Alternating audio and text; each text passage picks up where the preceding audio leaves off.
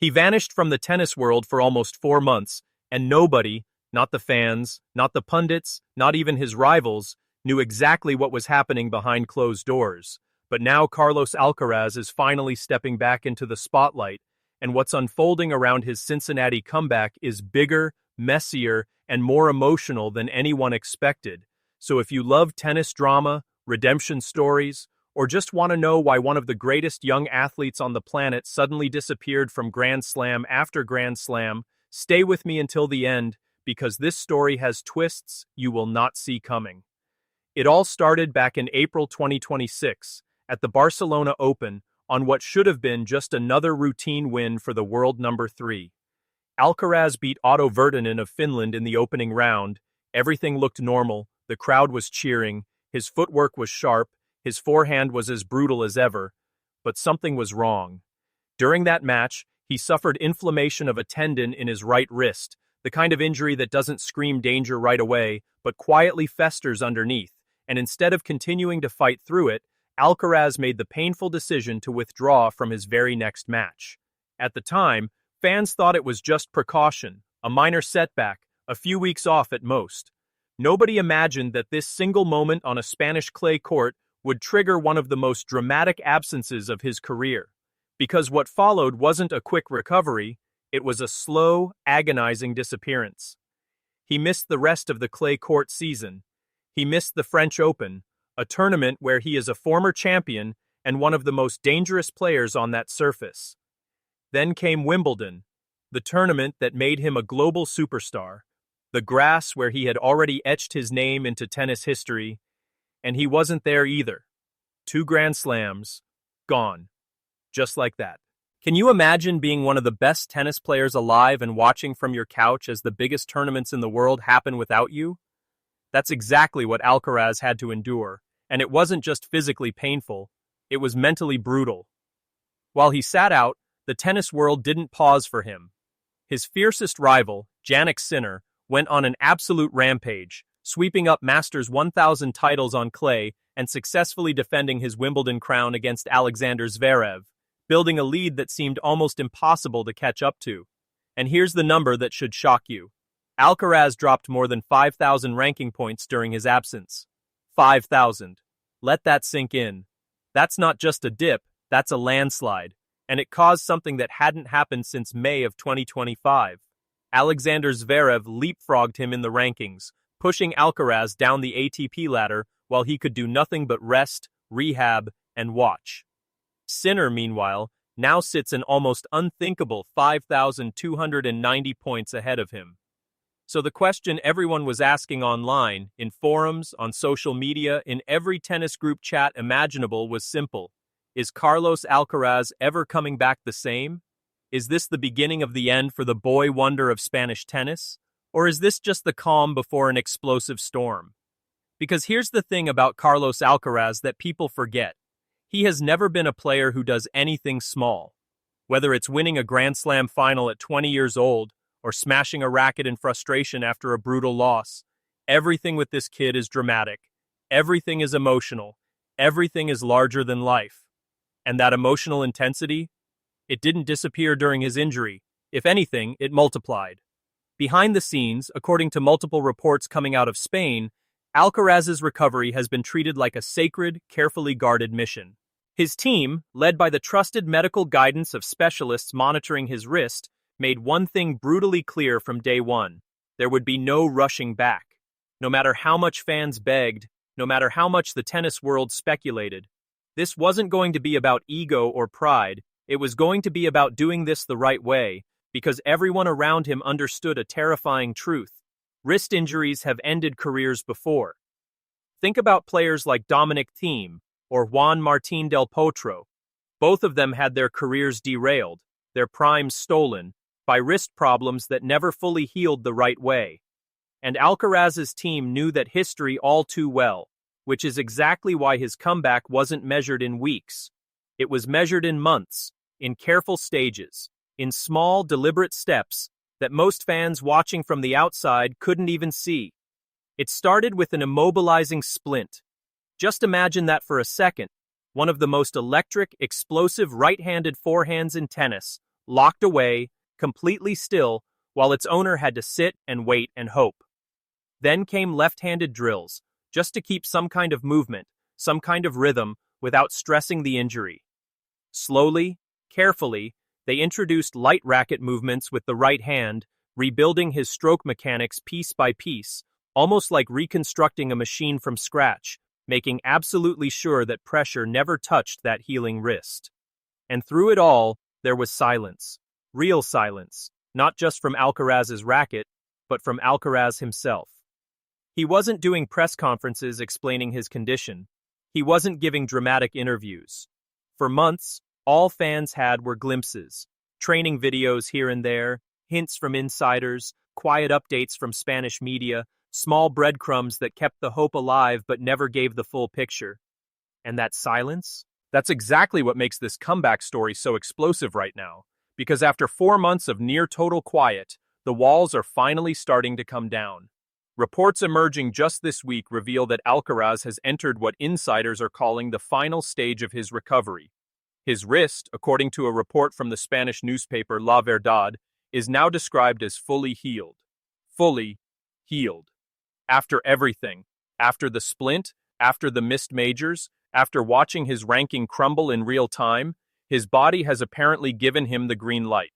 But here's where the story gets even more interesting, because healing physically and being ready mentally and competitively are two completely different battles. Even with a healed wrist, Alcaraz's team has continued to preach caution, refusing to let excitement override logic. He's already withdrawn from the Canadian Open, the Masters 1000 event that takes place right before Cincinnati, a tournament he could have used as an easier re-entry point. But no, his team said not yet, not there, we wait. Why would they skip an entire tournament if he's supposedly ready? That's the question fans have been asking, and the answer reveals just how seriously his camp is treating this return. They are not interested in a rushed, half-ready comeback that risks re-injury. They want one moment, one stage, one tournament to be the site of his full return to competitive tennis. And that stage is Cincinnati. The Cincinnati Open, running from August 13th to August 23rd, 2026, isn't just any tournament for Alcaraz. It's personal. It's emotional. It's the exact place where destiny seems to be pulling him back. Because Carlos Alcaraz is the defending champion in Cincinnati, and the way he won that title last year is a story in itself, one dripping in unexpected drama.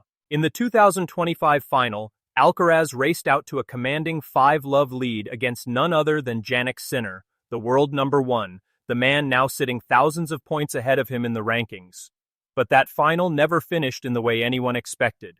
Sinner, visibly unwell, called for the trainer, received treatment, and after just 23 minutes of play, was forced to retire from the match entirely. And in that moment, something happened that went viral around the entire tennis world. Instead of celebrating his win with pure excitement, Alcaraz turned toward his emotional, struggling rival and consoled him. He put his arm around Sinner. He showed compassion in a moment that could have easily been about ego and victory. Fans everywhere praised him for it, calling it one of the most heartwarming moments in recent tennis history, a reminder that even in the middle of the sport's most intense rivalry, there is genuine respect and friendship underneath it all. So now, as Alcaraz prepares to walk back onto that very same Cincinnati court as the defending champion, the emotional weight is almost unbearable when you really think about it. This is the site of his biggest recent triumph. This is the site of one of his most human, most memorable moments. And now, it's about to become the site of his redemption story. The tournament where he proves, after 4 brutal months of silence, rehab, and uncertainty, that he's still one of the most dangerous players on the planet. But make no mistake, this comeback is loaded with pressure, and here's why that pressure is so intense. Alcaraz isn't just coming back to play a tournament, he's coming back to defend a US Open title. That's right, the same man recovering from a 4-month wrist injury has to somehow find a way to protect his crown as US Open champion, the title he won last year by defeating Jannik Sinner himself in the final. Think about the psychological weight of that for a second. He hasn't played a competitive match in months. His ranking has collapsed, his rival is playing the best tennis of his career, and yet, in just a matter of weeks, he's expected to step onto a hard court in Cincinnati, shake off months of rust, defend a Masters 1000 title, and then immediately turn around and defend a Grand Slam championship in New York. No pressure, right? This is exactly the kind of moment that separates legends from everyone else, and Alcaraz has already shown us glimpses of what he's capable of under pressure. Winning Grand Slams as a teenager, battling through 5-set marathons against the very best in the world, delivering iconic matches that will be remembered for decades. But this is different. This isn't about raw talent anymore. This is about trust. Trusting a wrist that betrayed him once already, trusting a body that forced him into the longest absence of his career, trusting that 4 months of careful, quiet, unglamorous rehabilitation actually prepared him for the chaos of elite competition again. And here's a question worth sitting with. What happens if it doesn't hold up? What happens if, in the middle of a grueling rally in Cincinnati, that same wrist sends a warning sign again? Would he push through it, the way we've seen him push through pain before, or would his team pull him out immediately, unwilling to risk everything for one tournament? Nobody knows the answer yet, and that uncertainty is exactly what makes this comeback must-watch television. Because this isn't a scripted sports moment. This is real, unpredictable, high-stakes drama playing out in front of millions of fans worldwide. And let's talk about what this means for the rest of the tennis world, because Alcaraz's return doesn't just affect him, it changes the entire landscape of the sport. Jannik Sinner has been virtually untouchable this season, sweeping through Masters 1000 events and defending his Wimbledon crown like a man on an absolute mission, and part of that dominance has come simply because his biggest challenger has been sidelined. Now imagine Sinner suddenly having to share the spotlight again, having to prepare for a fully healed, hungry, emotionally charged Alcaraz walking back into the exact tournament where their last meeting ended in that unforgettable, emotional retirement. Could we be looking at a rematch for the ages in Cincinnati? Could this be the moment their rivalry reignites in the most explosive way possible? And what about Alexander Zverev, the man who capitalized on Alcaraz's absence to climb the rankings? Is he ready to defend that position against a returning champion with something to prove? These are the storylines building right now, quietly, in the background, waiting to explode the second Alcaraz steps onto that Cincinnati court. And here's something else worth noting. Alcaraz has never been the type of player who returns quietly. Remember his reaction after that brutal 2024 Cincinnati loss to Gael Monfils, when he smashed his racket in raw, visible frustration, later admitting publicly that his attitude wasn't right and vowing not to repeat it? That moment revealed something important about who Carlos Alcaraz really is.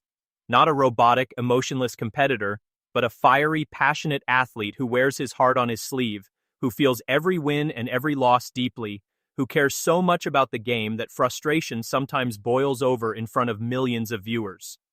That same fire, that same intensity, is exactly what fans are hoping to see again in Cincinnati, not the frustration, but the passion, the hunger, the refusal to accept anything less than his absolute best. So as we count down the days to August 13th, the questions keep piling up. Will Carlos Alcaraz's wrist truly hold up under the brutal demands of elite competition? Will 4 months away be enough time for him to shake off the rust and reclaim his explosive form? Can he possibly navigate the emotional and physical challenge of defending both a Masters title and a Grand Slam title back-to-back, all while trying to close a 5,000-point gap against a rival who has been utterly dominant in his absence? And most importantly, is this the beginning of one of the greatest comeback stories in modern tennis history? Or is it the start of a slow, painful decline for a player who once seemed destined to rule the sport for a decade? Nobody has the answers yet, not the analysts, not the insiders, not even Alcaraz's own team, because so much of this depends on things nobody can predict. How his body responds under real match pressure, how his mind handles the weight of expectation after months of silence, and how his rivals react to seeing him back on tour. What we do know is this.